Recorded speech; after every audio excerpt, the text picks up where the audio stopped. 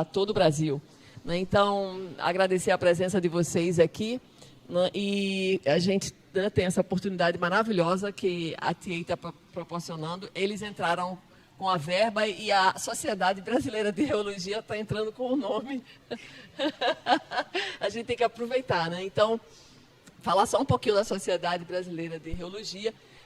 O site é fácil, www.sbreologia.com.br. Vocês podem ser membro da sociedade e não paga nada. Qual a vantagem? Muitas, vocês vão ver depois, entrem na página e vejam. Né? Então, é importante que quem trabalha com reologia esteja junto. Né? A gente promove, vai ter congresso esse ano na PUC, o Congresso Brasileiro de Reologia. Então, é bom que quem ainda não está acostumado com este nome, Reologia, se acostume e vibrem, porque é uma ciência linda, maravilhosa, eu sou apaixonada e não tenho bias nenhum para falar sobre isso, tá bom? Então, vamos aqui passar para o William da TA, que vai falar. Obrigado, professora. Bom dia a todos. O meu nome é William, eu trabalho para a TA desde 2012. Eu trabalhava como especialista em aplicações, agora eu passei para a área comercial. Falando rapidamente da TA, a TA é uma empresa líder mundial em análise térmica e reologia. Então a gente tem instrumentos aí em vários laboratórios, tenho certeza que vocês já devem ter visto algum dos nossos laboratórios, alguns dos nossos instrumentos nos seus laboratórios. Tá? A gente está no Brasil direto desde 2012, mas a TA já está aí há muito tempo. Né? Quem trabalha há bastante tempo em laboratório, que nem eu, por exemplo, na década de 90 tinha os instrumentos da DuPont. Né? DuPont Instruments era a TA. Tá? E migrou, a TA ela nasceu dessa DuPont Instruments e está aí desde a década de 90. Tá bom? A gente decidiu trazer o Greg para falar um pouquinho de reologia, porque a gente sente que a reologia ela tem muito caminho ainda para trilhar aqui no Brasil. A gente percebe que está crescendo muito. A gente faz todo o suporte para a Sociedade Brasileira de Reologia sempre que a gente pode. A gente entra com dinheiro, eles entram com nome. Funciona super bem, né? E a gente tem essa parceria muito boa, tá bom? Se vocês precisarem de alguma informação, o Greg vai deixar alguns dados para contato, mas o contato no Brasil, aqui nessa região, sou eu. Se vocês precisarem de alguma coisa, é só falar comigo na hora do intervalo ou no final da palestra, tá bom? Vou apresentar o Greg aqui. Eu tive que fazer um resumo do currículo dele, porque senão a gente ia passar a manhã inteira falando só do currículo dele, tá? Então, o Greg ele é doutor Ph.D. em Química, né? Ele é bacharel em Química, aliás, pela Universidade de Loyola, em Chicago, e Ph.D. em Físico-Química na Universidade de Wisconsin. Tá? Ele estudou com o professor John D. Ferry, né? Já faleceu na década de 90, e publicou muitos artigos, inumeráveis, a gente não consegue citar nem 10% aqui. Tá? O Greg trabalha com a gente, trabalha na TA, completou 20 anos mês passado. Né? Então já faz um tempinho que ele trabalha com reologia e conhece bem. Dificilmente vocês vão encontrar alguém que conheça mais de reologia do que ele, então aproveitem. Tirem a informação, absorvam o máximo possível. Tá? Porque ele disse para a gente que vai se aposentar em breve. Né? Então é uma pena, mas... You're gonna live here in Brazil after you retire, right? Okay. So, Greg, it's with you now. Thank you. Thank you so much, William, for the introduction. Bom dia. Good morning. I'm learning Brazilian Portuguese, but I'm slow. But thank you to my colleagues, Frederico and William, for working to put this together, and Professor Collado, thank you so much for this opportunity to address the audience here on a topic that I love dearly, and that's the field of rheology. So we're going to talk about fundamentals of rheology, as well as the different geometries, test methods, the accessories, and some of our software too. A lot of this will be of a general nature, but some of it will be specific to our TA instruments, okay? So right here, the rheometers that we'll be talking about are the Aries G2, and we have the Discovery HR 10, 20, and 30, and we'll talk about those.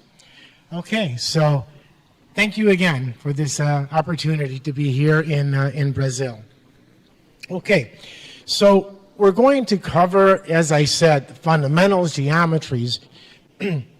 We'll begin by talking about unidirectional test methods and what information they give us. Then we go to a big one. This is big for the rheometer, is dynamic oscillatory testing. And as I like to say in my talks, if during the talk you're beginning to get a little drowsy or whatever, you could do your own little oscillatory testing. Get up, and it'll get you all rejuvenated again. Okay, we'll talk about the instruments, accessories. We have a lot of accessories for our rheometers. The Trio software is such a powerful tool for running the instruments and analyzing the data. And I am still learning things every day about trios, and a lot of that comes from our customers. So it's always a good learning opportunity. And we'll try to talk a little bit about all these kinds of materials: batteries, pharmaceuticals, paints, coatings, polymers, asphalts, foods, tribology, and etc. So I would just like to mention briefly what are the different instruments that we have for rheology. For the rotational rheometers, and that's the main way that they work is in rotation. We have the Discovery 10, 20, and 30. The 30 is the top of the line. 20 is an excellent instrument. It's mid-range. 10 is an excellent instrument too. It's kind of more for QC applications though, but it could be used in some R&D labs as well. And we have the Aries G2. We have dynamic mechanical analyzers. And the way that these differ from rotational rheometers is that the DMAs test exclusively in a linear mode, okay? And we'll talk just a little bit about that, but not a whole lot in this talk. And then in some cases, we need higher forces than what our DMA instrument gives us, and that is achieved with what's called the DMA 3200. We also have rubber rheometers, and we have these three different instruments for characterizing elastomeric material. And I would say the biggest application that we have here is looking at the curing kinetics of elastomeric materials. Okay, so I said that we would talk about fundamentals, and that's what we're starting with over here. So the most fundamental question is, what's rheology? Rheology is the study of the flow and deformation of matter. What do we mean by that? When we talk about flow properties, we're looking at how fluids behave, we're looking at the viscous nature of materials. And if you look in a number of rheology books, they use this object that we call a dashpot. And it's just a cylinder with a fluid in it, and we're pulling a piston through it. And what we note is that this force depends only on the velocity, and it's independent of the position. So how does that relate to our instruments? If I put in an oil in a concentric cylinder geometry or a parallel plate or Conan plate, what I would note is that the torque depends only on the angular velocity. It's independent of the position. When we look at deformation properties, we're looking at how solids behave. We're looking at the elastic nature of matter, and we illustrate that with a spring. And the relationship is just the opposite of what we had for fluids. With the spring, this force depends only on the position, and it's independent of the velocity. So if I took a steel shim and I put it in torsion, the torque would depend only on the displacement, the angular displacement. It'd be independent of the velocity. Most of the materials that our customers work with are in between these two limits. So we call them viscoelastic materials.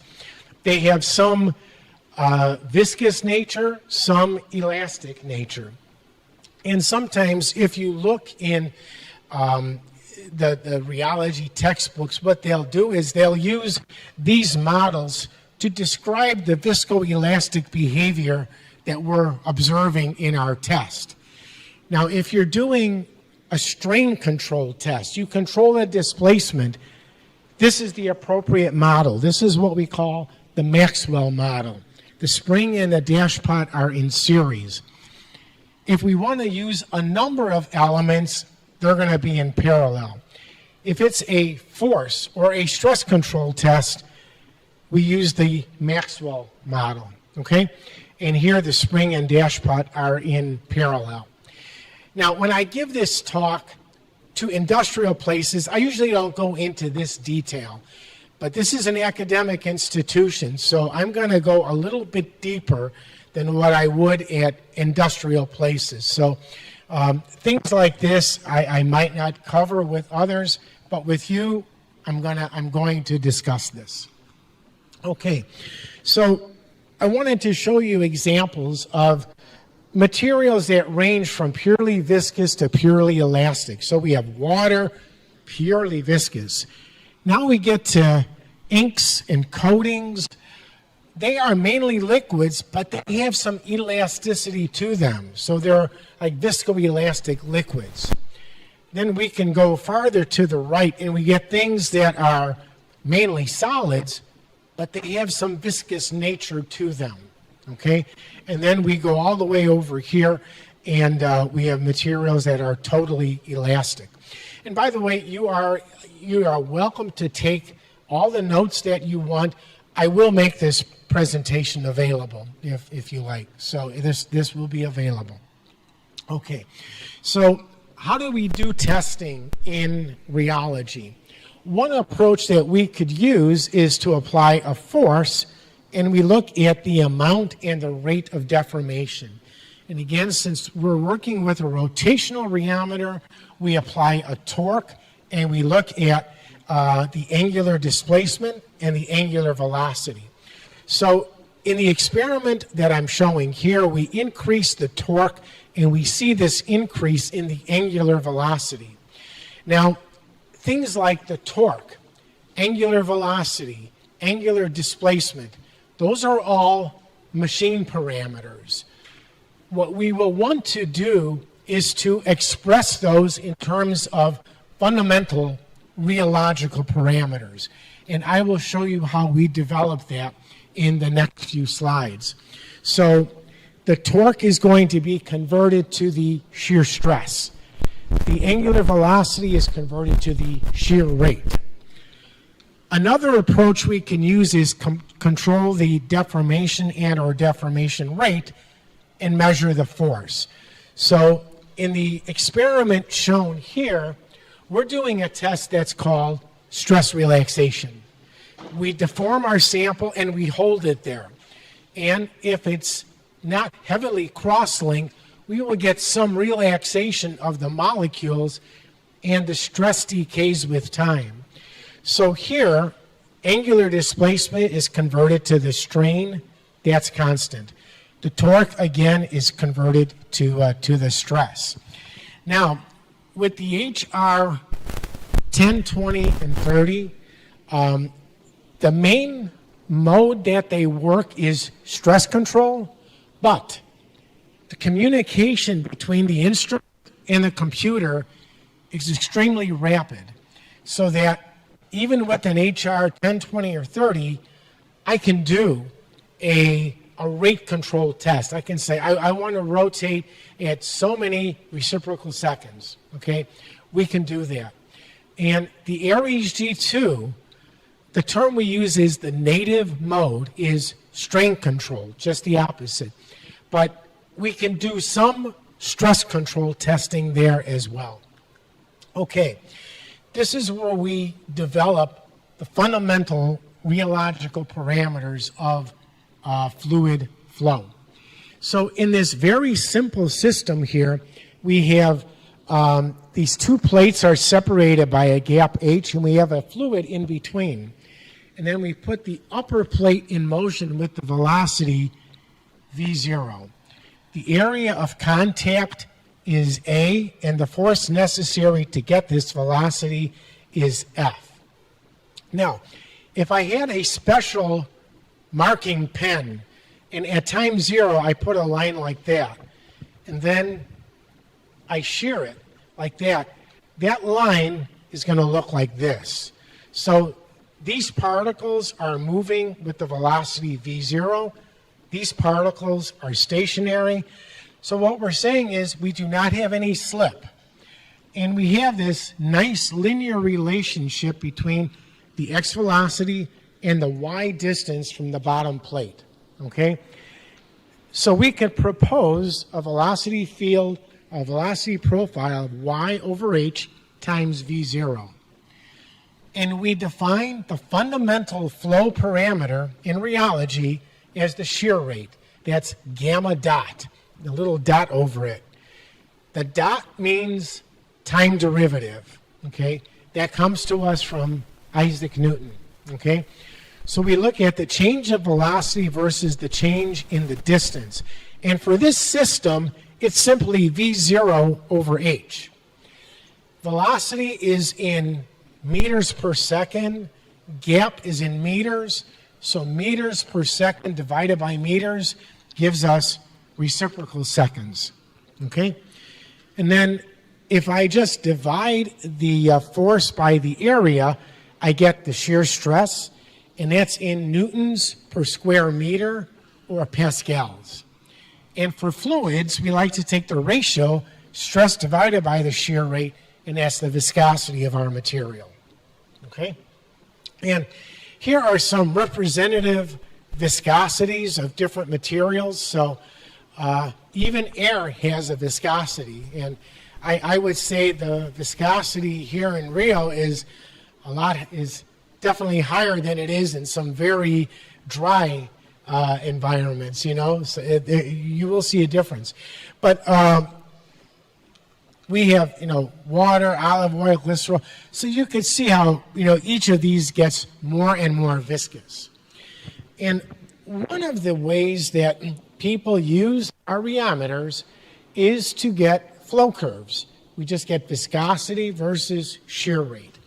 And a nice feature about our rheometers is we can traverse a very wide range of shear rates as well as a wide range of torques. So we can get a lot of information on the flow behavior of a lot of materials. Now, in this graph, what we've done is we've looked at a lot of industrial processes, most of which are related to the coatings industry, okay? So things like sedimentation, leveling, and sagging. Those are low shear rate operations, and we can characterize things in this region. Then we go a little bit higher where we do mixing. And then over here, we can actually look at the application of a coating, either with a brush or a roller. And that's a very high shear rate operation, okay? So one of the things is this shows you the limitations of some of the very basic viscometers that you can get out on the market. With our instrumentation, we can go over a very wide range. Now, we can tell you the instrument can do that. In some cases, the test material does not stay in the gap and it can fly out. Once that happens, you don't get any more good data. But at least technically, we can get to the very high shear rates, okay? So some of these processes are related to plastics, compression molding, extrusion, blow molding. We even have a shear rate range associated with chewing.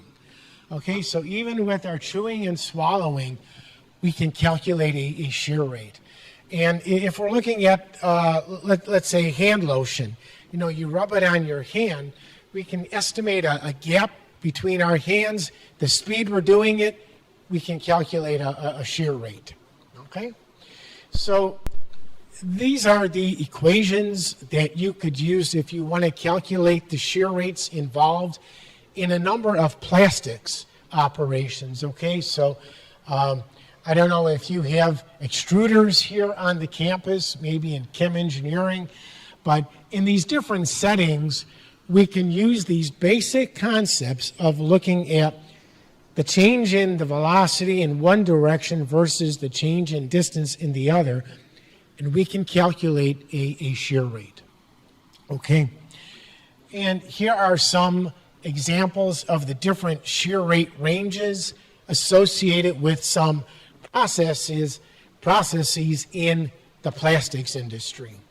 Okay, now one thing to note, if we were to try to test materials in this high shear rate range, we would have difficulty on our instruments. However, if you were to analyze the behavior of your plastic as it's being processed, you would see that it is exposed to a very wide range of shear rates. And a lot of the times, the biggest differences are seen at the low shear rates, which is what we can give you. Okay, now here is a typical flow curve for a polymer of different molecular weights. These are of similar molecular weight distribution. And what we see is that at the lowest shear rates, we have the materials are exhibiting what we call Newtonian behavior. The viscosity is somewhat flat as a function of the shear rate, okay? And what we see is that this zero shear rate viscosity for a lot of commercial polymers is proportional to the weight average molecular weight to the 3.4 power. So if you have a 10% increase in the molecular weight of a material, you get a 40% increase in the viscosity. So it's a very sensitive way to look at the molecular weight of your material. So you can see that the biggest differences are observed here, and then as we go to higher shear rates, the viscosities become more similar for the different molecular weights. Okay, and one of the things that we like to do with our data is we fit these to different flow models, and we'll do that with plastic melts, we'll do that with coatings. We have a number of models that are used to characterize the flow behavior that we've determined. Okay, and here we have a similar type of graph that we just showed you, but now instead of flow, this is deformation. So now I just move it like that, and the response that we get is very similar to what we saw with the fluids, except now we just hold it stationary. So now we have a different relationship between the x displacement and the y height above this bottom plate. And we define the strain, that's gamma. We don't have the dot there anymore. We just have gamma. And that's the change in the x displacement versus the change in the height. And in this case, it's x0 divided by h, meters divided by meters, so it's unitless. Although most of the time it's convenient to say percent strain because we work with nicer numbers, okay? And then there's our old friend, our stress, force divided by area, newtons per square meter. And now we have stress over strain is the modulus of the material, okay? And that's in newtons per meter squared or pascals. So here's an example of a test that you can do with our rheometer. We can rotate it, and if we have a material that is not heavily cross-linked, we can see this phenomenon that we call stress relaxation. So the molecules are trying to move back into a random configuration, and as time progresses, as that occurs, the stress where it wants to go back to the original zero deformation will decrease as a function of time. Okay? All right. So this is what we are all about with our rheometers. Okay? What we want to do is to convert the machine parameter angular velocity to the fundamental rheological parameter, the shear rate, and all we do is we multiply the angular velocity by an appropriate factor to get the shear rate. And that factor will depend on the type of geometry that we have as well as the dimensions. Okay? We'll discuss that a little bit later. Okay? And for strain, the idea is the same. We have the same kinds of constants, except here we have the angular displacement instead of the angular velocity, and we convert that to the strain. And then we have another factor which will convert the torque to the shear stress. Okay? And then we have already mentioned if we take the ratio of the stress to the shear rate, we get the viscosity of our fluid. If we have a more solid-like material and we impose this instantaneous strain, if we plot stress over strain, we get the modulus of the material. We can flip that test around, and instead of imposing an instantaneous deformation, we can impose an instantaneous torque or an instantaneous stress. And we look at the displacement versus time. And that's what we call the creep test. Okay? And in that case, the fundamental parameter we're looking at is the compliance. And that's J of T is the strain divided by the stress. Okay? Any questions on anything we've discussed so far? So we've talked about the fundamentals. So now you know that the key things we're looking at are shear rate, strain, stress. For fluids, we get viscosity. For more solid-like materials, we'll get the modulus or the compliance. Okay? Now the next question is, what kinds of geometries do we use to characterize our materials? And these are the four main types of geometries that we have. And within each class, we have a number of options. Okay? So it's not as if there's just one system that we use. So a lot of people in the coatings industry like to use the concentric cylinder, okay? Because you have a lot of the bob, the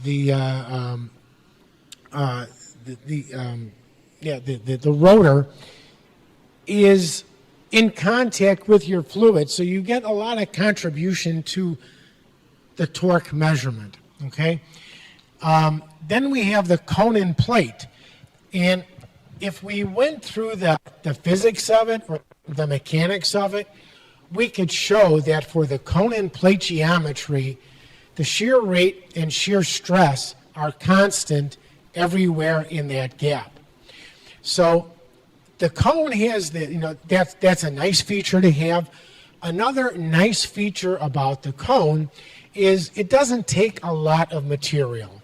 Like of the different geometries that we have here, the cone requires the least amount of material. But there are some drawbacks to it as well, as I will point out to you. And then we have the parallel plate geometry. And if you were to take a survey of the most common geometry that's used to characterize materials, it's parallel plate. You know, people will use that for just about everything, okay? And then here we have torsion rectangular. And this is for testing solids. So some people can test their material, their solid material, in torsion. So you can get the mechanical properties as a function of temperature, and you can see the glass transition temperatures. A lot of the times when people want to get these properties, they will use a standalone DMA instrument, or they will use the DMA accessory on the rheometers, okay? So here I go into what are the different kinds of geometries that we have, what are some features that each of them have, and what are some examples of where they're being used, okay? So with the concentric cylinder, a very common rotor is what's called the DIN rotor, and that stands for Deutsche Institut für Normung. That's the German Institute of Standards. And that has a particular design to it, and that's probably the most frequently used rotor when people want to do concentric cylinder geometries, okay? And if people want to use less volume, we have the recessed rotor. And then when your system starts to get a little bit more complicated, let's say you're working with a slurry, a lot of times people will use a vane rotor, okay? So that looks like this, okay? And another option is we have a helical rotor. And again, when we a more complicated system like a slurry, sometimes we get concerned that we're going to have slippage if we use just a regular DIN rotor or the recessed rotor. So then we go to different kinds of geometries, and these different geometries like the vane rotor, the helical rotor, and the starch impeller, they're very good for getting relative data. And they give you a very complicated flow system, so sometimes it's hard to get very good absolute data on your system with anything other than the DIN rotor or the recessed rotor. But if you use the DIN rotor or the recessed rotor on the slurries, you would get slippage, okay? And we typically will use just a regular cup. We have aluminum cups, aluminum rotors. Those are nice because you have good heat transfer. We also have steel rotors and steel cups.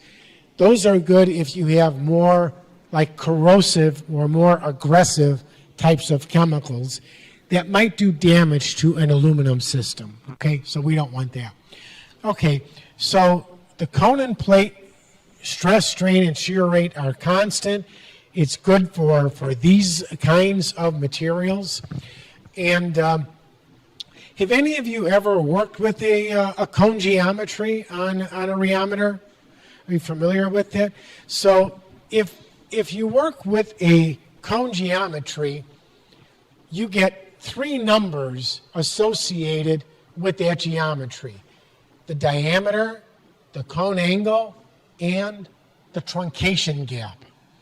And the truncation gap is the gap that you will always try to run at when you're doing your cone and plate geometry testing, okay? That's where the relation between torque and stress, angular velocity and shear rate is the most valid. And one of the things that we will talk to you about from TA is what we call the 10-to-1 rule. The 10-to-1 rule says that you want your gap to be at least 10 times the size of your largest particle, or else you're going to get some variations in your data. So if you get the most common cone angle is 2 degrees.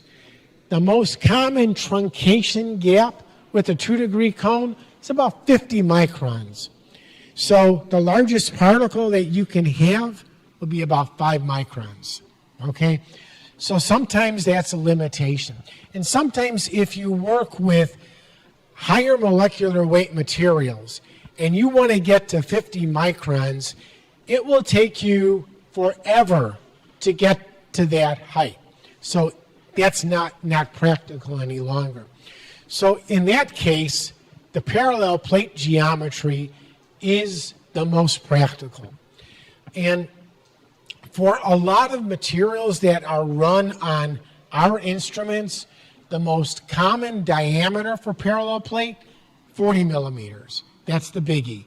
The most common gap, 1 millimeter, 1,000 microns. That's big. So if we have a gap of 1,000 microns, we can actually tolerate particles up to 100 microns without us worrying about getting good reproducible data. Okay? And let's see. When we're testing polymer melts, 25 millimeters is by far the most common geometry that's used. Okay? Okay, so we're going to talk a little bit more about geometries later on, but at least I want you to know the different classes of geometries that we have. And let me just see how we're doing on time. Okay, that's good. So William said he would let me know when I'm getting close to the cutoff point. And he said he had a watch. I said, you might need a calendar. So, okay. All right. So we've met the different kinds of geometries that we'd use. Now let's look at what are the different kinds of tests that we would do in a unidirectional way. So we could do a stress or rate ramp, stress or rate sweep. We could do a time sweep. We could do a temperature ramp. We could do a creep test, which is a constant stress test. We could do stress relaxation, which is constant strain.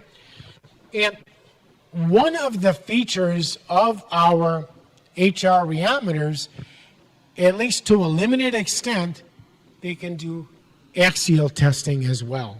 Okay, so it's most of the time it's going to be this or this, but you can also do some of that.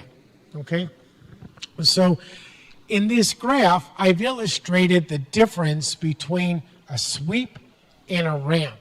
In a sweep, what you will typically do, you'll rotate at a given rate, you let it equilibrate, you get the stress, you get the viscosity, you go to the next rate. You do the same thing. It rotates, it equilibrates, you measure, you go to the next rate. That's a sweep. And that is probably the most fundamental way of getting the viscosity of your material. Now, this is a ramp. With a ramp, you are always accelerating. You're either increasing the shear rate in a linear fashion, or in our software program, we call it logarithmic, but it's really exponential. It'll go if you wanted to. Or you could do this with stress as well. Now, there are times when this is the test that you'll want to do. But if someone said to you, we really need to know the flow properties of this fluid, this is the best way to do it, because at each point you equilibrate. And in the TRIO software, we have a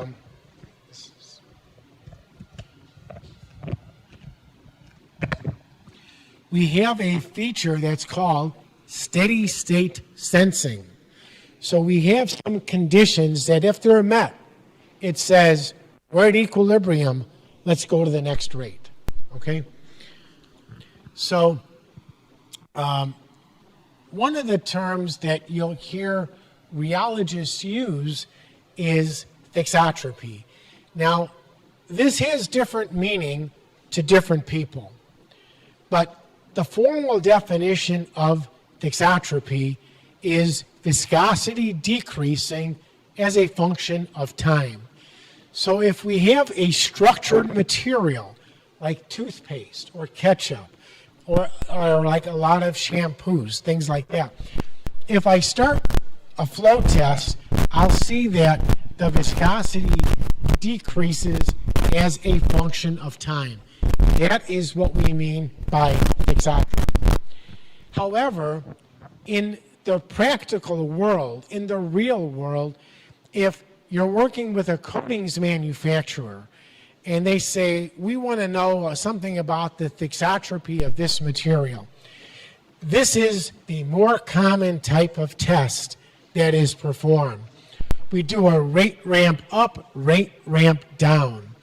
And typically, I like to do these using what I would call nice numbers. Okay, so I would go 0 to 10, 10 to 0, maybe in 100 seconds, maybe 50 seconds, or 0 to 100 reciprocal seconds in 100 seconds. You know, something nice like that. And what you'll note is that the rate ramp up is higher than the rate ramp down. So what that indicates is that we have done some damage to the structure of our system. And the area in between these curves is an indication of the amount of damage that we've done to our structure. Okay? And the TRIOS software can calculate that area in between there if you request that analysis. Okay? So that is one kind of test where you would do a ramp, rate ramp up, rate ramp down. Okay? Now, another interesting test that people do to look at structure destruction and buildup is they'll do a test where you start the test at a low shear rate and it levels out, and then you go to a high shear rate, and then you go back to the low shear rate and you watch the system recover. Okay, so what we want to do is to see to what extent and how quickly the structure can rebuild itself. Okay, another case where we would like to do a ramp is when we want to get the yield stress. And in that case, we just have a plot of stress versus time is just a nice linear plot. And although we're controlling stress, we typically will plot this as stress versus shear rate. And what we look for is the point at which we start to get measurable flow. And that's, right around here, it's, we can draw a line. There are usually a few different ways of saying, this is my yield stress. And in this case, I like to go by where do we get the knee. In this case, on this slide, the operator just drew a straight line, and where it intersected the axis is what we call the yield stress. Okay? So, and a good example of this is ketchup. I know when I was growing up, all the ketchup bottles were glass. So if you took it and you went like that, nothing happens. You have to hit it like this to get it to flow. And nowadays, they're all PET. So again, if you go like this, not much is going to happen. But if you squeeze it, you're applying a stress, then you're going to get flow of the ketchup on your burger or whatever you're having. Okay. Now, this shows a number of different kinds of fluids, and you could see a lot of different behavior here of a number of these common materials. So some materials like syrup, this is a Newtonian material. Its viscosity is constant versus shear rate. A lot of materials start out kind of Newtonian, and then they show this shear thinning behavior where the viscosity decreases as a function of the shear rate. Okay? Now, there are also some materials that will also show some shear thickening. All right? So in this case with the starch, beyond a certain point, it actually shows an increase in viscosity as a function of the shear rate. So when it comes to the world of coatings, and this could be just regular paint coatings, but it could be the battery coatings, just, you know, any kind of coating material. This is the key graph that we want to establish for our materials: viscosity versus shear rate. And a lot of times what people in industry will want to do is to get the viscosity at a single point. And what you can see from a graph like this is that doesn't tell the whole story. And specifically, most of these are all pretty similar in their behavior, except number 2. So if we look at number 2, which is the green one here, this has the lowest viscosity in the low shear rate region. So we might say, well, that one's going to sag the most, or we might get sedimentation when we work with that. But because it's the lowest viscosity, it should be the easiest to apply with a brush or with a roller. And that would be incorrect, because if we look at the flow curve, we see that it makes a little bit of a left turn over here. In this region here, and we're kind of assuming out here, that one will have the highest viscosity. So it'll give you the most resistance if you're brushing it on a wall or a ceiling, or if you're applying it with a roll coater. Okay? So the moral of the story is it's important to get as complete of a characterization of the flow behavior of your coatings as you can. Okay? Now, one of the things I had mentioned was that the Conan plate will give you the absolute viscosity, it'll give you the absolute shear rate, shear stress, and viscosity of your material if you can measure it on a Conan plate. And the question comes up, well, if I got data with the parallel plate geometry, can I compare those data with the Conan plate? And the answer is yes. And that's what I've illustrated here, in that we can provide this correction factor to parallel plate data so that you could compare those data with the Conan plate. And that's what's referred to as the Rabinowitz correction.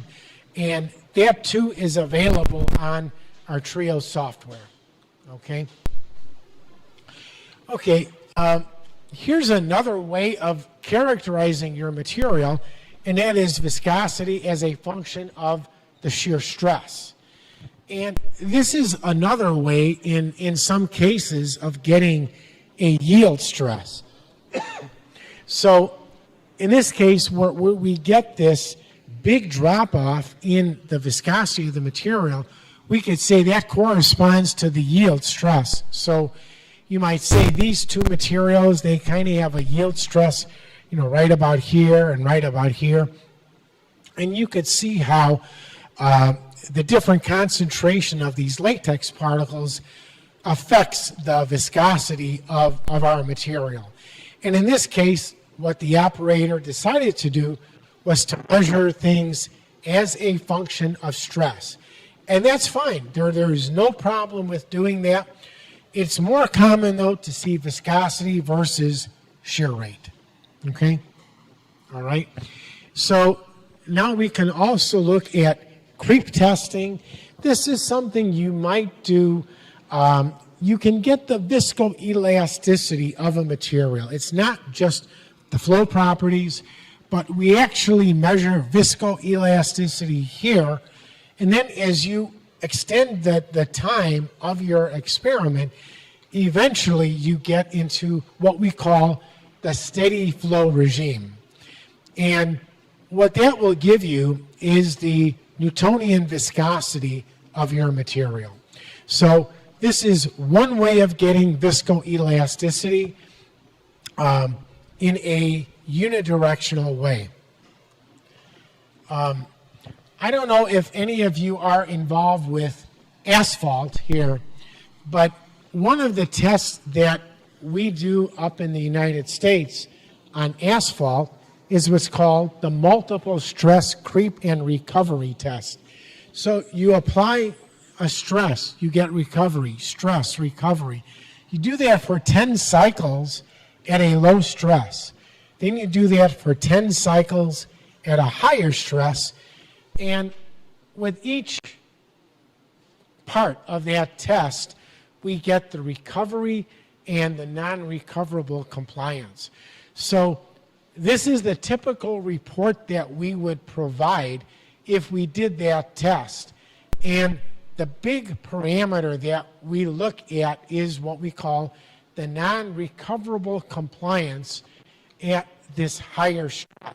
Now, I'm going to have a lot of illustrations of different behavior that we show for a lot of different materials. I'm not going to go into this in a lot of detail. If at some point you'd like to, I'd be happy to do that with you. But I want to give you a flavor for a lot of tests that are done with our rheometers. Okay? Now here we're doing a stress relaxation test on an eye patch gel. So we deform it and we look at stress as a function of time. And in this case, we are doing different stresses. We can plot the modulus versus time as well. And hopefully what we would see is that all of these modulus values would be pretty similar, even with different strains. Okay? It's also important to know, how does the viscosity of my material change as a function of temperature? And that's what we're showing here. With our rheometers and with our DMA instruments, the most common heating rate, 3 degrees C per minute.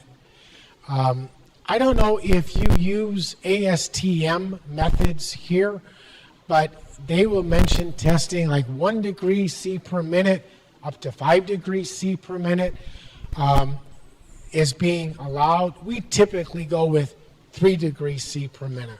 Okay? So, as you would expect, the viscosity decreases as a function of temperature. Okay? And as I said, we also have the ability to do some axial testing on samples. And this is a convenient way of testing adhesives. So with a lot of adhesives, you want to know how tacky they are.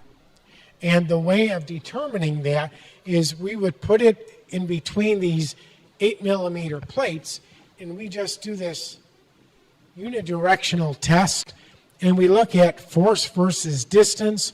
We can get a peak value for the force, and we can also get the area under the curve as an indication of the work that it takes to separate those plates.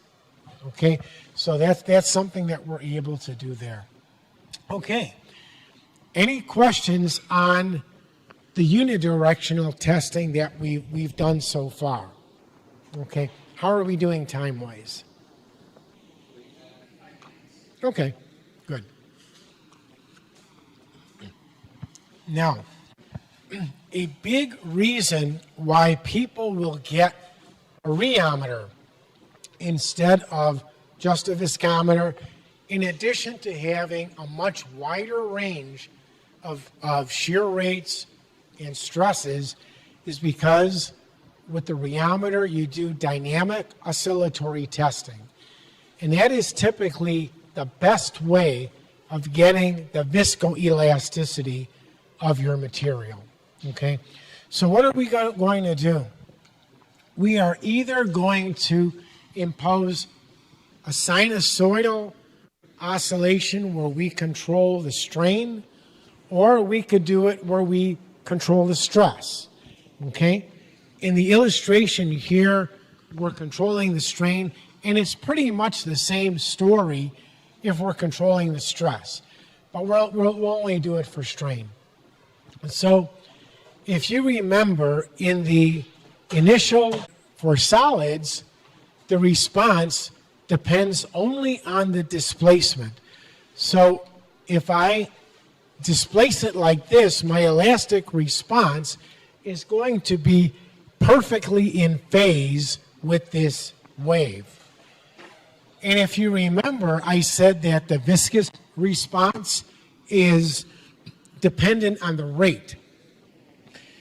So if we apply a sinusoidal deformation, so it's the strain goes as the sine. What's the derivative of the sine? The cosine. And the cosine is 90 degrees out of phase with the strain. So if you look at the viscous response, this is shifted 90 degrees or pi over 2 radians from the sine curve. And if we have a viscoelastic material, we get a phase shift that's somewhere between 0, which is purely elastic, and 90 degrees, which would be purely viscous. Okay, so it's going to be in between. Okay, and William, let me know when you want to break up, when you want to take a little bit. Okay, I'm just going to go over these things, and then we'll take 15-minute break, or 10-minute. Okay, all right. So here are the parameters that we are going to work with when we do our dynamic oscillatory testing. So there's our strain, there's our stress response. You know, it's the stress amplitude times sine of omega t plus delta. And then we have G prime, which is the storage modulus. That's a measure of the elasticity of the material. G double prime is the loss modulus. It's a measure of the viscous nature of the material. If I take a ratio G double prime to G prime, you see we get sine over cosine. That's tan delta. A parameter that we don't use a lot, but we have the complex modulus, stress over the strain. And for polymers, a very important parameter is the complex viscosity, eta star. And that's G star divided by omega. And the reason that it is so important is because of this Cox-Mertz rule for linear polymers, where we say that the complex viscosity at omega, and that's the angular frequency, is the same as the steady shear viscosity, where the angular frequency is equal to the shear rate. One thing I should say about the angular frequency is, so this is the parameter that's used in the equation here, but a lot of the times when we think about frequency, we think about cycles per second. So it is like 1 hertz would be 1 cycle per second. And fortunately, the relationship between frequency and angular frequency is very straightforward. It's 2 pi. So 1 hertz, 1 cycle per second, is 2 pi, or 6.28 radians per second. Okay? So the example I showed here, complex viscosity at 10 radians per second is equal to the steady shear viscosity at 10 reciprocal seconds. So I'm going to show you what the significance is of that in a few slides, but we'll take 10 minutes. Take 10 minutes.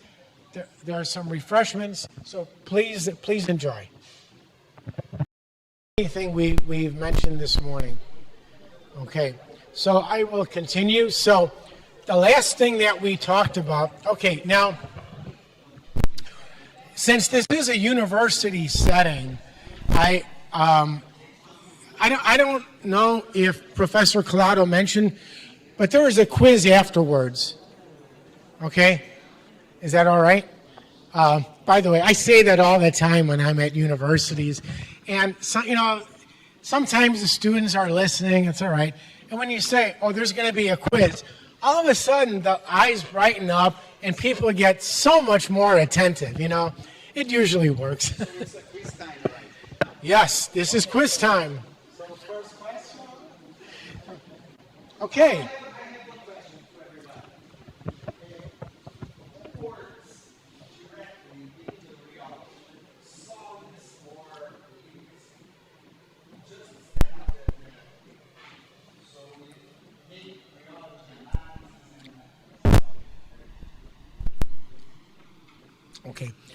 Okay, quiz time. The machine parameter, angular velocity, is converted into what fundamental rheological parameter? 2 words. What is it? Shear rate, good.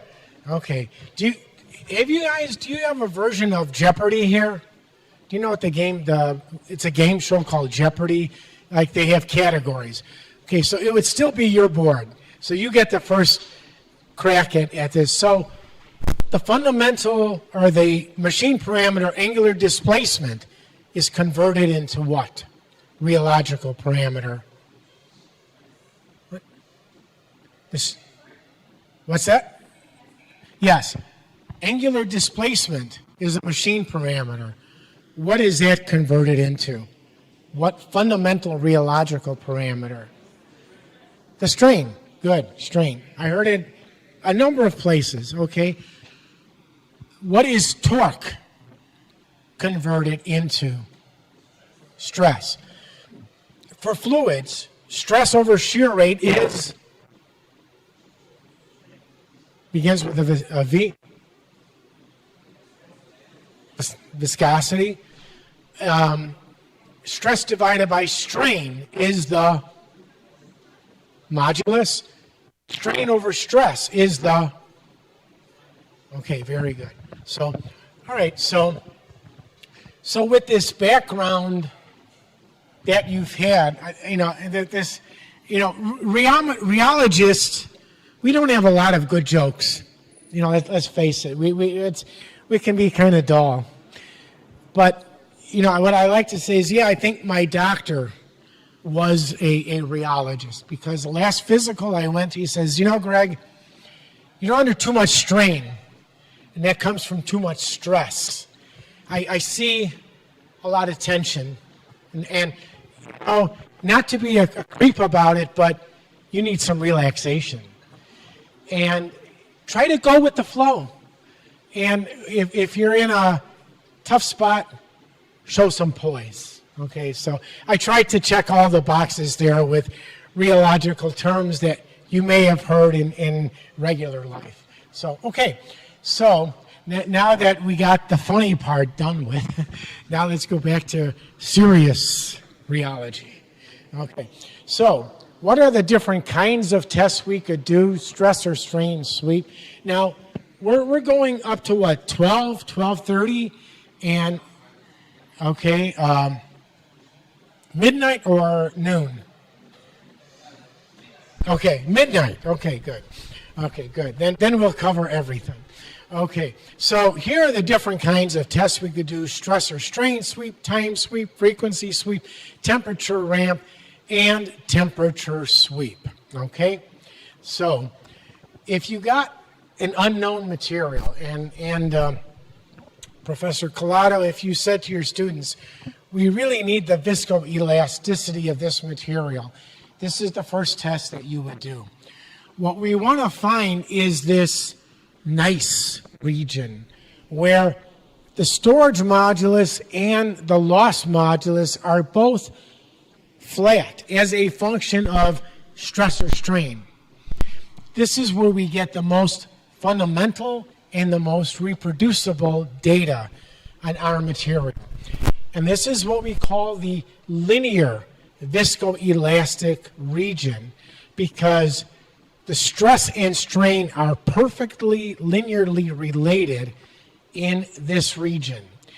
And you always want to include testing in the linear viscoelastic region.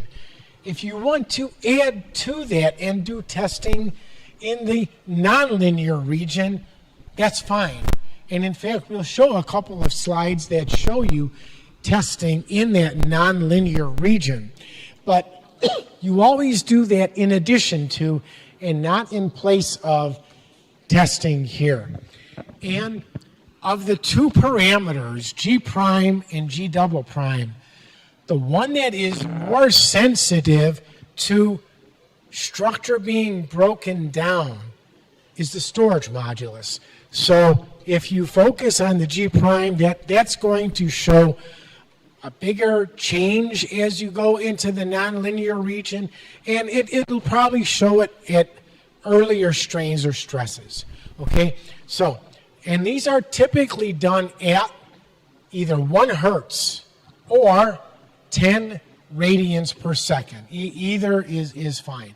Those are the two most common frequencies that are used to characterize your material. Now, this in itself is a useful characterization, but a lot of the times you're going to use the information here to design a frequency sweep or a temperature ramp or even a creep or stress relaxation test, okay? So here we're looking at a cosmetic, and we're using a strain sweep to look at the stability of our material. We want to avoid phase separation. So what we see here is that this A material shows more constant behavior than does B. So we would predict that would have greater stability compared with B. Another thing we could do, this is on mayonnaise, we could do the test not as a strain sweep, but as an oscillatory stress sweep, okay? And what rheometer, William, what rheometer do they have here? Do they have an H?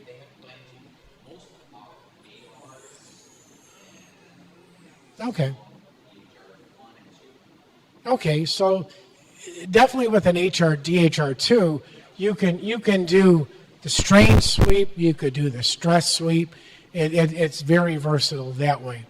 All right, so in this case, what we're looking for is the yield stress, and people will get this just like what I showed you with the flow ramp. In this case, what the operator did was they drew these two intersecting lines. I would actually go by this point and say, beyond this point, we're in the nonlinear region. I would consider this my oscillatory or my dynamic yield stress. But that's why when people will describe things, you have to look for the wording that they use to say what is the parameter that they've gotten and how did they get it, okay?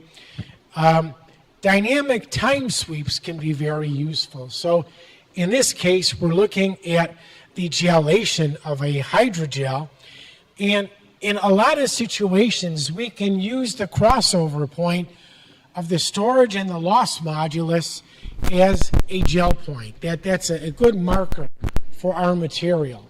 So it starts out very viscous, very little elasticity, but then the elasticity gains and gains and gains, and then beyond this point, it's mainly elastic. And what we see is that with a lot of materials, in this region here, you could shape them, they can move. Once you get beyond this point, they have a pretty permanent shape to them, and they're a lot harder, or you can't deform them permanently any further, okay? So we get this crossover point. This is an epoxy adhesive, and so this leads me to the mention of disposable plates. I don't know if any of the people here work with thermal setting materials, but sometimes if you work with a thermal setting material, they can bond very strongly to the plates. So in that case, you want to use disposable plates. And that way, you could either throw them out or you can start your own little trophy shelf of your successful experiments that you've done on your rheometer. And this is another situation where we can use that crossover point to say, I got my gel point at this time, okay? So that's convenient. this is a test that we do on our rubber rheometer. And if you're ever, so Federico, you had said there might be some elastomer people. So this is very big for elastomeric people. And in rubber, they have an interesting unit. It's S prime, decinewton meters. So that is just G prime times some factor. So once again, you could look at how the curing is occurring for this, this material. And they'll look into like the final strength of the material. They will look at where is the material 50% cured, 90% cured, and our software can give you that information. So in case you've never seen it before, and maybe you will never see it again, this is what a rubber rheometer looks like. So to me, this is very interesting. It has this bicomb geometry, and it's serrated. And when you test a rubber, you actually make a sandwich with the plastic, your specimen, and the plastic. You put it in there, and you oscillate, and you measure the torque, and then you get this type of curve, okay? I won't spend much time on it. I don't know if anybody here is involved with it, but it's interesting information. Okay, now another test that you could do if you have a structured material, and this is my favorite, is you could do a peak hole test to break your structure down, and then you do the gentle oscillation to look at the structure buildup, okay? So this is part one. You see we're breaking down the structure, and it's kind of settling in right around this point after 100 seconds. So we're going like this, and then we stop. And then we do the oscillation, and by doing oscillation, which is rather gentle, we're not interfering with the buildup of the structure. So now, when we are first recovering, it's more viscous than elastic, and at this point it becomes more elastic than viscous. So you can look at the kinetics of the structure buildup of this material. Okay, here's a time sweep that you could do on a polymer melt.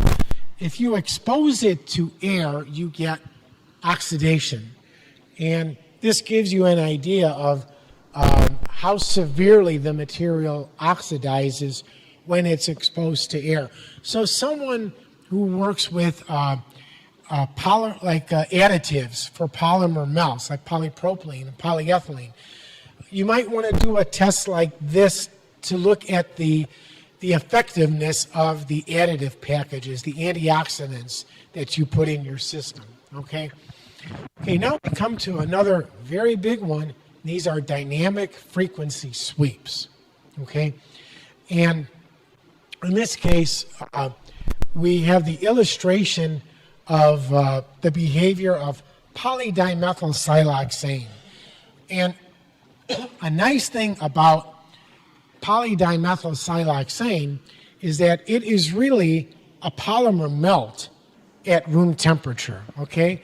And has any of you, have you played with PDMS?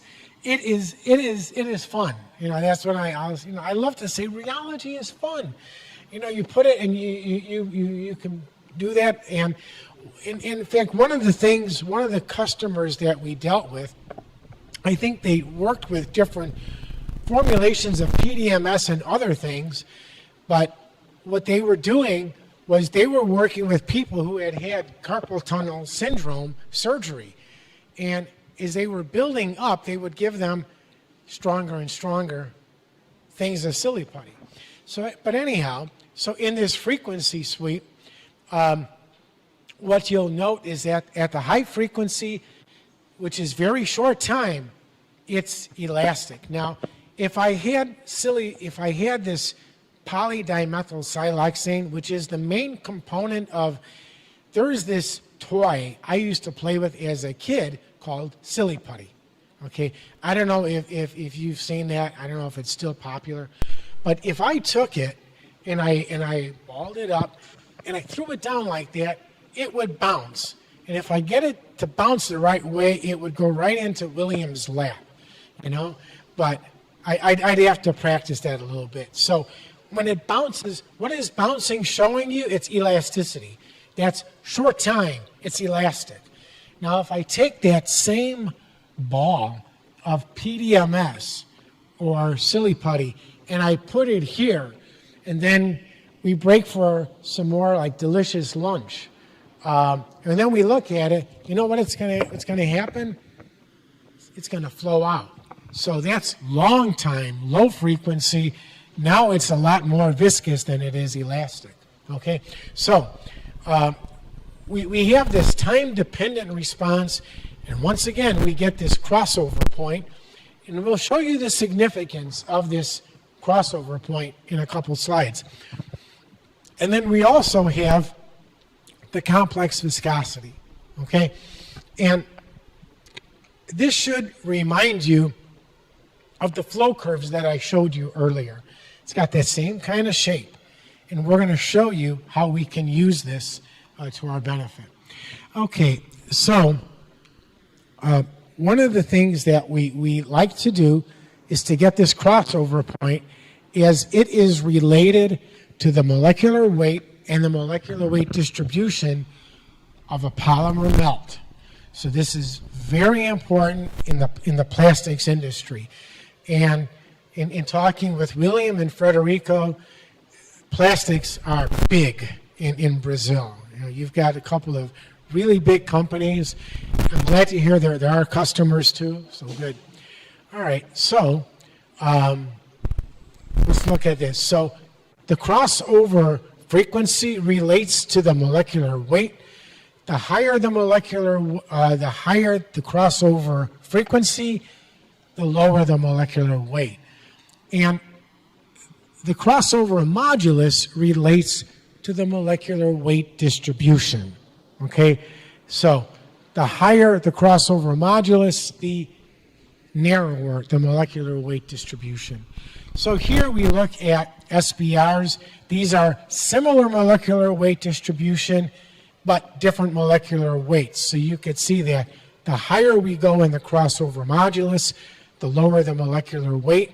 In this case, there are similar molecular weight, but the material that has the higher crossover modulus has the narrower molecular weight distribution. Okay, so this is a useful point. The crossover point gives us the crossover frequency, the crossover modulus, and they are related respectively to molecular weight and molecular weight distribution. This is why that Cox-Mertz rule is so important. If we test polymer melts in steady flow, we get into flow instability very quickly. The material comes out of the gap. But if we do dynamic oscillatory testing, we get good data out here. And back when I was in a different job at a different company, what we saw was that the data here agreed very well with what I got from a capillary rheometer. And with the capillary rheometer, you're just extruding your material through a barrel, through a die, and you measure the force. And those are good for getting to very high shear rates. But if you could characterize your material here, here, and here, that's very good. You have a pretty complete description of the flow behavior of your material. And this is another way to look at the data, is we can look at the complex viscosity, and what you'll see is that broad molecular weight materials will have greater shear sensitivity. So up here, it's more viscous. Down here, the broad one is less viscous. So how do people achieve that? A lot of it is with catalysis. So depending on what kind of treatment you've done with your catalyst, you're going to get a narrower or a broader molecular weight distribution. And a lot of the times, we like to see a broad molecular weight distribution because that gives us the what we would call the best processability of our material, okay? So here's some more examples in pharmaceuticals with hyaluronic acid. So in this case, we did frequency sweeps, and we fit the complex viscosity data to some regular flow models, which are available in our software, okay? Battery slurries. So the last few years, battery research has just skyrocketed, as you can imagine. And a very important part of characterizing the different components is their rheological properties. So in this case, we're looking at battery slurries, and in this case, we're comparing natural and synthetic graphite. You can see there are significant differences in their flow properties as well as in their dynamic oscillatory properties. One of the things that we often see in frequency sweeps with materials with structures, the G prime will hit a limiting value in the low frequency range, and that gives you an idea of the strength of your structure, okay? And that's an important parameter to have, okay? Again, by doing frequency sweeps, we could see when we've got enough of a concentration to make kind of a pseudo network of this gelatin material. That you can see once we go from 1% to 2%, there is a qualitative change in the behavior of this material, and that's due to the structure being formed. Okay. Here we're looking at a cream and a lotion. Somebody determined that these are the properties we like to have in tan delta. We want it between 1 and 1.5 over this frequency range for the best stability. You go too high, you get one problem. You get too low, it's another problem. And that is typically what we see when a customer comes to us. They say, you know, I have these two materials, and I did a Brookfield test on it, or I did some kind of a test, and it's the same. But it behaves so differently when we're processing it. What can you do? So we can go through our tests. We will typically find differences. And we could say, well, you know, this material has this property, this material has that property. And they'll say, well, which one is better? And we'll say, I don't know. You go too high, you get one problem. You go too low, you have another problem. But then there is this sweet spot where you have the properties that you want, and we can help you find those, okay? Okay, again, more testing with a lotion. Here we do a frequency sweep, and we want our tan delta to be around 1 and flat. And in this case, we're also looking at the buildup, specifically of G prime, after we've done flowing. Okay? All right. Another important test is the temperature ramp. And again, 3 degrees C per minute. In this case, we did the testing in torsion. Most of the time, if you're going to test solids, you'll probably test them on a DMA in a linear mode. But you can do it either way. So I don't know if it's always been successful, but sometimes people have gotten the shear modulus values, then they've used linear testing to get elongational values. What is the ratio that you might determine if you get both of those? What's it called? Yes, I thought you had it. Poisson's ratio. In English, it's almost like spelling the Poisson ratio, but it's Poisson. It's French for fish. But anyhow, that gives you a relationship between shear properties and linear properties. Okay, so here we can look at the mechanical properties of our instrument, of our material versus temperature. We get onset temperature for the storage modulus.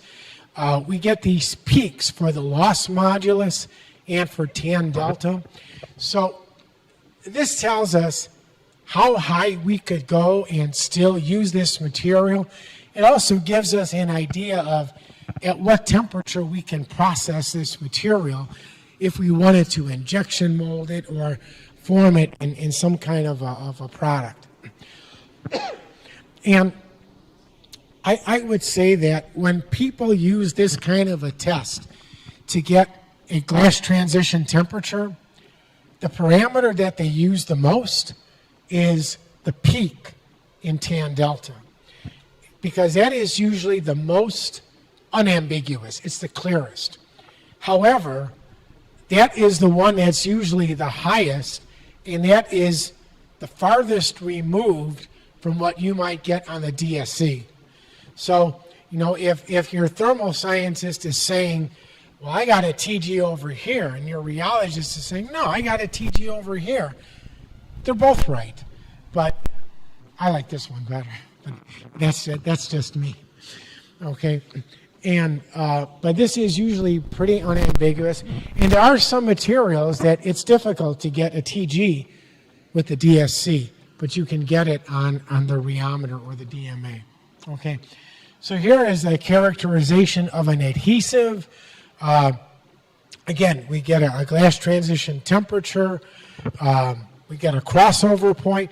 Here are some certain points that people in the adhesive industry focus on when they're characterizing adhesives to make sure that they're going to behave the way they want them to. Okay? And here we could do some reversible melting and solidification of a gelatin gel.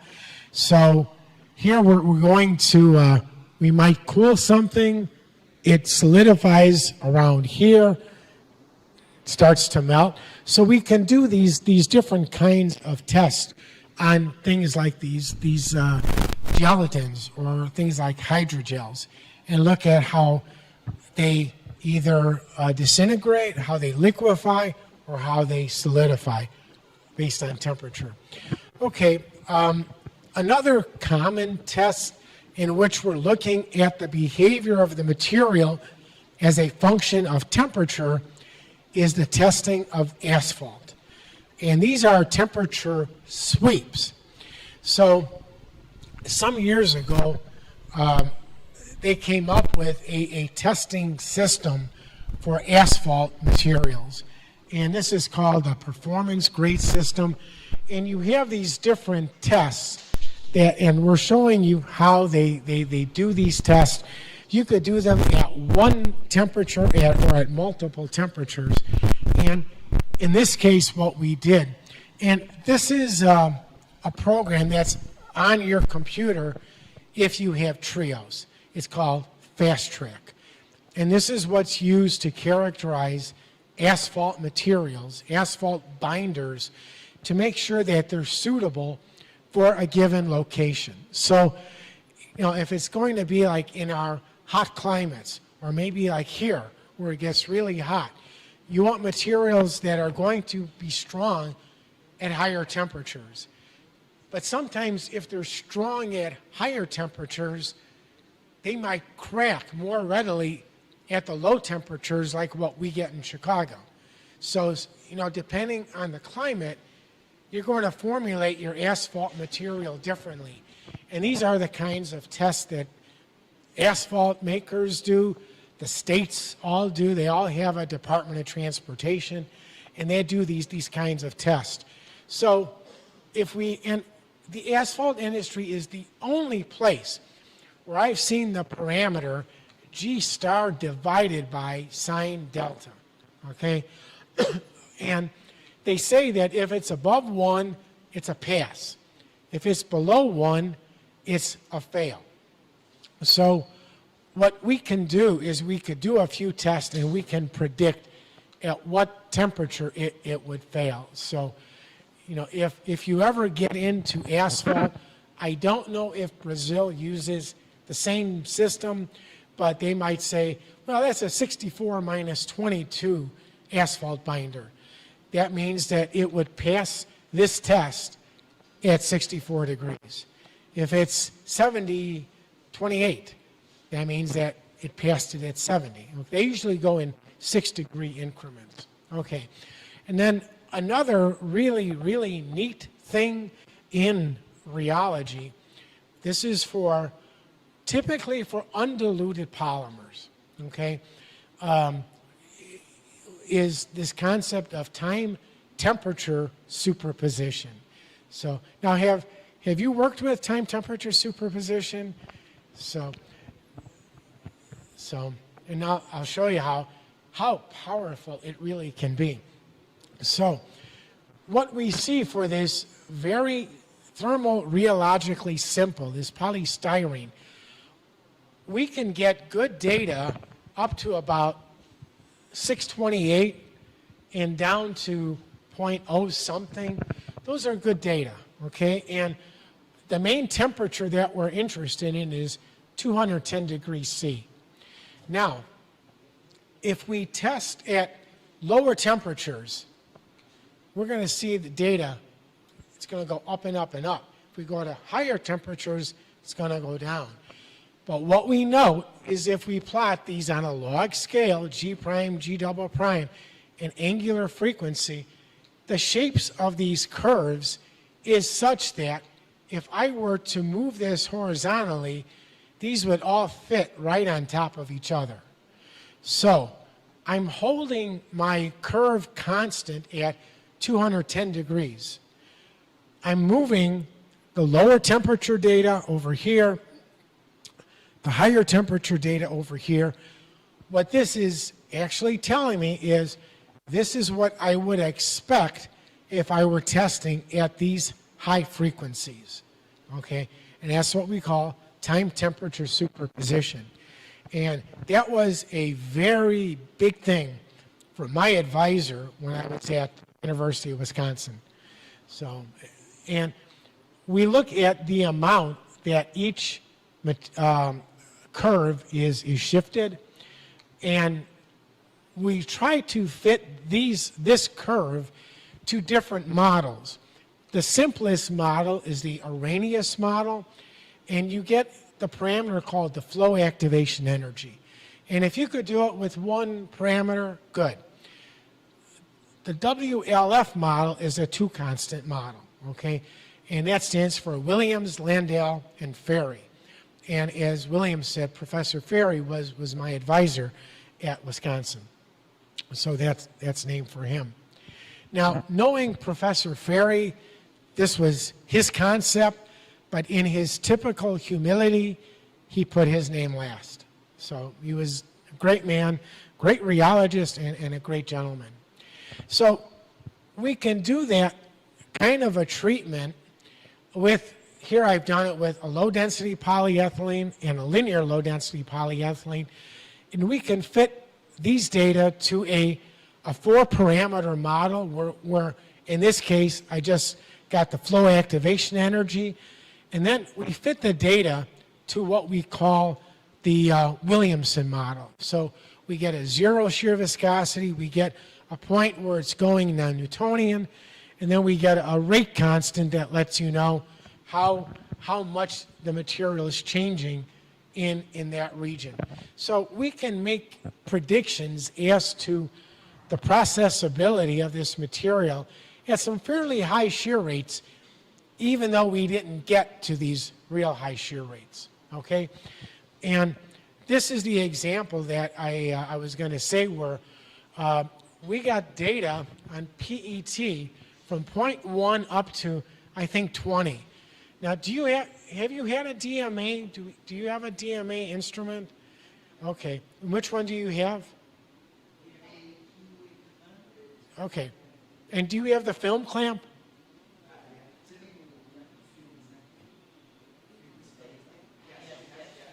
Okay. So the data that I'm showing here was obtained on the PET that comes in the box with the film clamp, okay? So way back when, back when, I think this was done on a 2980.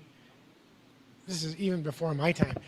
And so we're testing over a little over 2 decades, and we do time temperature superposition, and we're getting about 25 decades of time. So that's pretty good. Now, I think this comes out to about 3,200 years. But, so I don't know if we'll be around to see if those predictions are true, but it goes to tell you what the power is of time temperature superposition. Okay, so dynamic testing, very important in characterizing your materials. Any questions on anything that we said about the dynamic testing? Okay, all right, now let's meet the rheometers. So we at TA sell 2 kinds of rheometers, and the more popular one right now is the HR 1020 and 30. Okay, and that replaced the DHR 123, which replaced the AR G2 and those. And they're all kind of similar in their design. We apply a torque through a non-contact drag cut motor, and we look at the amount and the rate of displacement with these optical encoders. And that's essentially it. You know, we apply a torque and we look at the response. Now, as I said a few minutes ago, the communication between the instrument and the computer is extremely rapid. So I could say I want to do a test at 1 reciprocal second, and it's going to apply a certain torque, and it's going to communicate rapidly and say, oh, give me more torque, give me less torque. And we are able to do rate control tests, okay? So this is essentially how it works. So what we have here is we call this combined motor and transducer. The native mode of this is stress because we control the torque. However, as I said, because of the fast communications, we could control the rate or we could control the strain, okay? Now, one of the things to keep in mind is that when we do oscillatory testing, we're saying, go like this, now go like this, now go like this, go like this. And what happens is that when we're going like that, part of the torque is being consumed overcoming inertia, okay? So that is something that we correct for with the HR rheometers. And what we like, though, is we want our rheometers to have as little inertia as possible. So TA and 2 of our competitors have the drag cut motor. Another competitor has what's called the ECM motor, and that's got between 3 and 4 times the amount of inertia. So with a lot of systems, it might not matter. But for some systems, if you have high inertia, you're going to be doing more correcting than you are measuring. That's going to give you greater scatter, greater uncertainty in your data. Okay, so this is how the HRs work. Everything is up here. And as I said, I plan to give this presentation to you. This gives you all the specs on our rheometers. Now here's the Aries G2. We started selling the Aries in 2003 because we bought that product line from a company called Rheometrics, okay? And this is a very unique design.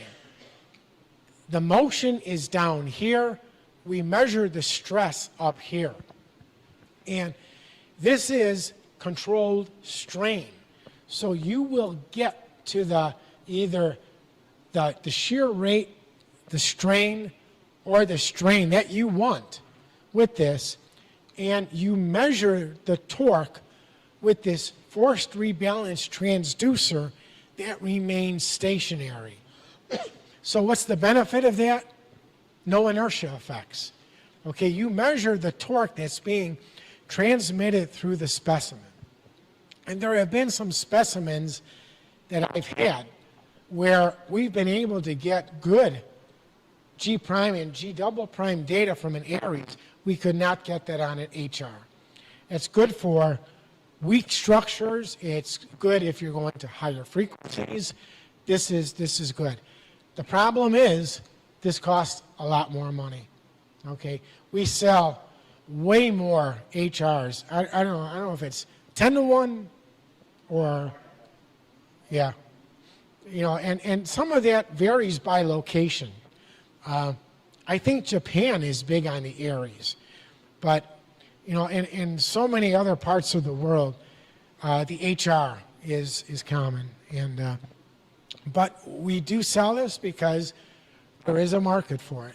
Okay, and again, specs, and this is something to consider too. The HR30 has the best torque sensitivity, followed closely by the 20, a little bit higher with the 10, and then you know it's at least 1 decade, maybe higher, for the Aries G2. So you know it's great that it can give you this inertia-free measurement, but we do lose sensitivity in Aries G2. Okay. Any questions on the instruments? Okay. So I invite you to go to tainstruments.com, and you could see all the different accessories that we have. And I know I have a hard time keeping up with all the accessories we have. I can imagine what it's like for Federico and William. Like, you know, some of these things you hardly see, but we have so many different accessories depending on the kind of testing you want to do. And chances are, if somebody has done it, we have the accessory to do it. You know, we've got you know, just Peltier plates. Let me change there. But we've got all these different things, different concentric cylinders, Peltier plates, advanced Peltier plates that enable you to test things. We just recently added in the last few years powder rheology. Okay, this one's kind of interesting, orthogonal superposition. I don't know how much it's going to be used, but while you're doing this kind of testing, at the same time, you could do this testing. That's orthogonal superposition. Or you could be doing this and this at the same time. So we've added that recently. So go explore that and see all the different things we have. A lot of the times when our salespeople get involved with the discussion with a customer, they'll say, well, you know, more than likely the 10, the 20, or the 30 will be the best bet for you. And the question is, what's the difference? So we showed a little bit of the torque sensitivity, but there are also some other things here that either you have or are optional with the 20 and the 30 that you will never be able to get on a 10. So as you can imagine, the HR10 is the least expensive, but if sometime down the line you say, yeah, I think I'm going to do some UV curing, then you don't want a 10. Or I might want to add some linear DMA capabilities. Can't do it on a 10. So this is a very convenient table for looking, number one, at a lot of the common accessories that we have, and number two, looking at which ones you could do on the 20 and 30 that you can't do on the 10. Okay, the Aries G2 also has a number of accessories, but nowhere near the amount that we have with the HR rheometers. Okay, so probably the most common temperature control that we have is what's called the Peltier plate. And this is our standard Peltier plate. It's completely flat, and you could run with, we have geometries up to 60 millimeters in diameter that you can test on here. Some years ago, we came up with what we call the advanced Peltier plate. And that has a raised center over here. And the thing that you'll note is it has these pins. And do you have the advanced Peltier plate here, Professor Collada? Or the regular Peltier plate, or both? The regular, okay. So what does the advanced one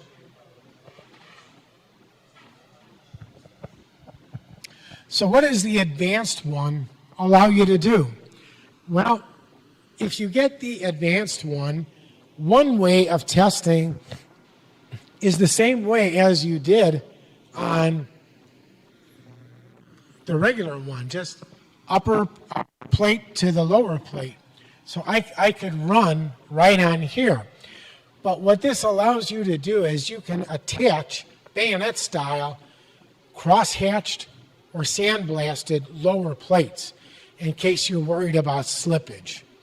Or if you're doing testing with thermosets, one way of testing is with disposable plates.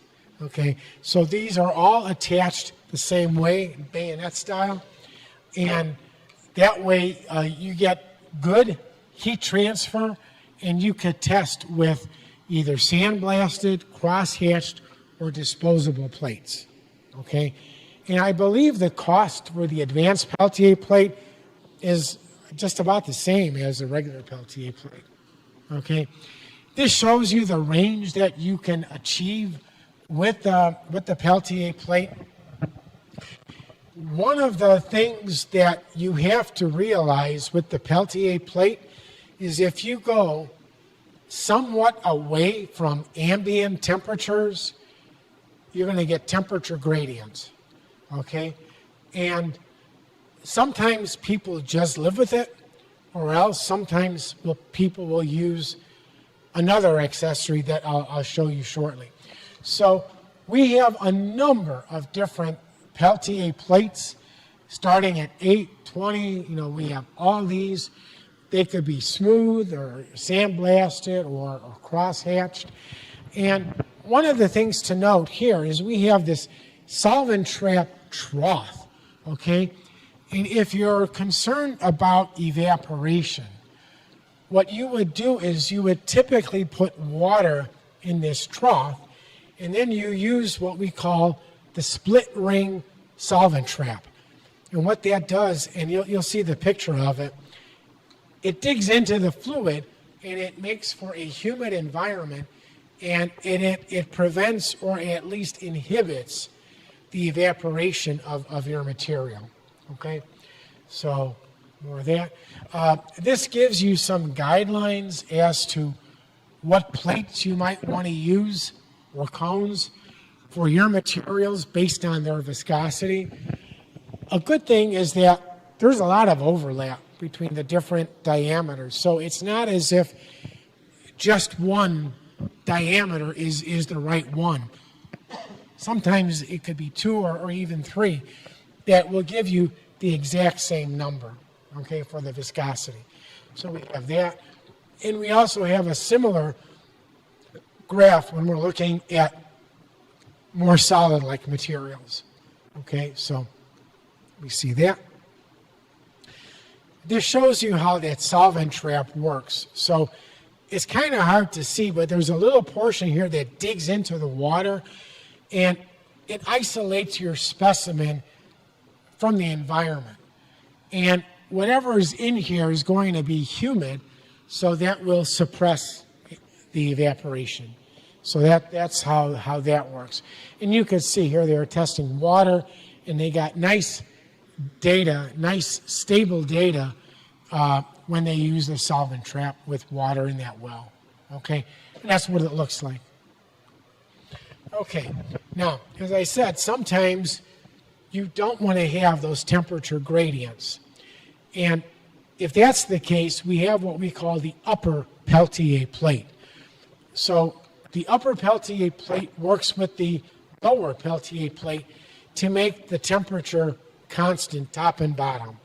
So you don't get the effects of the environment.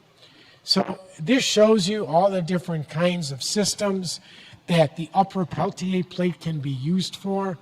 So again, this shows you how you might configure your upper Peltier plate for different applications. And if at some point, you know, I don't know if you have upper Peltier plate here, it can actually work with the lower Peltier plate, the regular Peltier plate. But if you need information on that, we can talk about that. Okay, now we have the concentric cylinder geometry, very big with coatings. And you see all the different kinds of geometries that we have that come into this category of concentric cylinder testing. So we always have a cup, we always have a bob. And a good thing is that we have the same temperature controlling jacket for all of these systems. So that's good. So you get one jacket and we can use all these different cups, and you can use the rotor that can accept these different cups. If you want to do polymer melts, we have the ETC oven. If you equip this with liquid nitrogen, you could go down to minus 150. You can go up to plus 600. So that's very wide temperature range. We normally don't go that high. Okay. Here are the different plates. We have regular plates, we have torsion, we have disposable plates. You can actually get elongational viscosity on polymer melts if you want to do that. And I was hoping, come on, start. So that's what elongational viscosity looks like. Okay?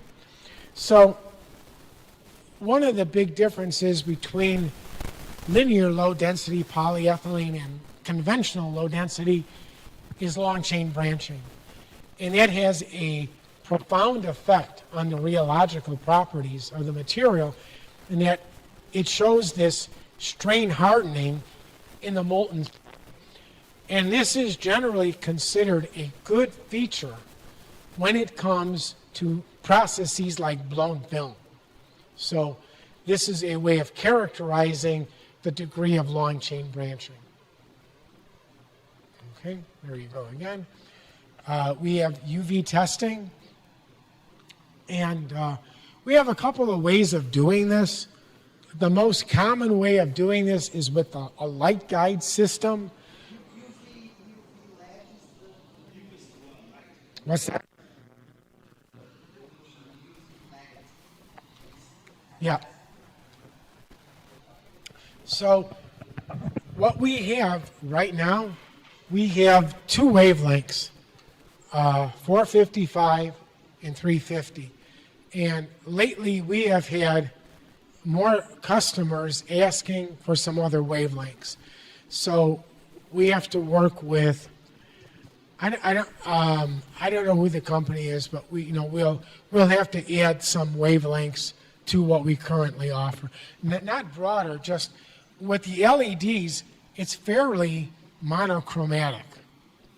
When we go to the light guide, it's a broader distribution. And we work with a company called Excelitas. I think they're in Canada. They're the ones that they supply the UV lamp and the box that comes with it. So this is an occasion when, if you're doing UV testing, you use this feature in Trio software called fast sampling or fast oscillation. And you could see how quickly the material cures when you hit it with light. This happens in a matter of just a couple, like maybe a second. And we want to catch that if we can. Now, another thing that we can measure, when a lot of materials cure, they'll contract. So we can either control the force and measure the gap change, or keep the gap constant and measure the force. Now, in this case, we kept the force constant probably around 0, and we saw that there was about a 6% shrinkage when we got the material cured. Okay? So this is fast data sampling. Again, this is on the HR 2 and 3 and HR 20 and 30. We don't have it on the HR 10. So what this can do is this can give you, it can definitely give you 20 points per second, maybe even more, but definitely 20. And that's usually good enough to look at the curing kinetics.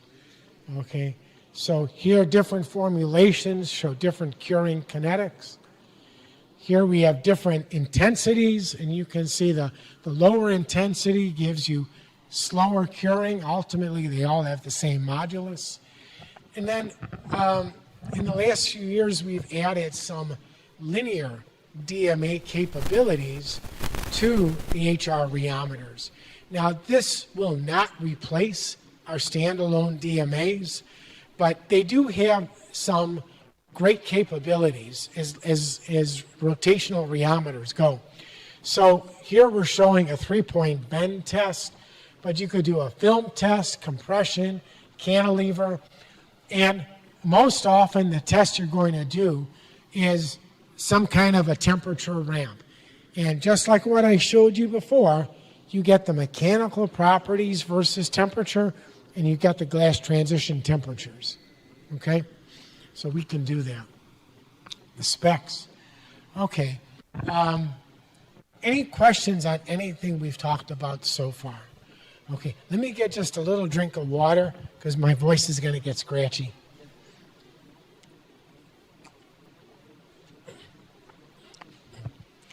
Okay, so now I have a little specialized testing that I'll describe.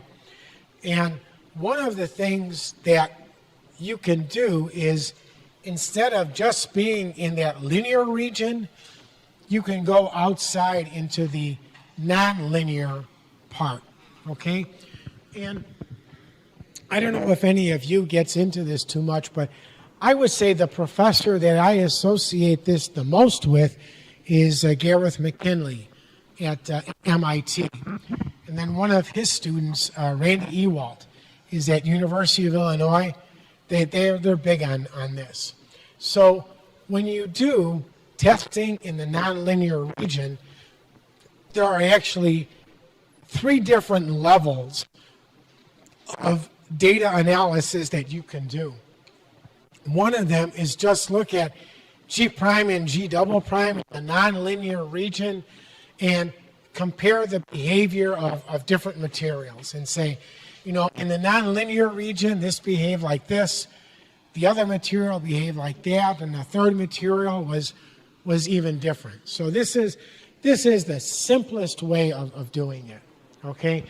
And with our rubber rheometer, this is what was used to look at materials that had differences in their long chain branching, okay? So just very simple data analysis.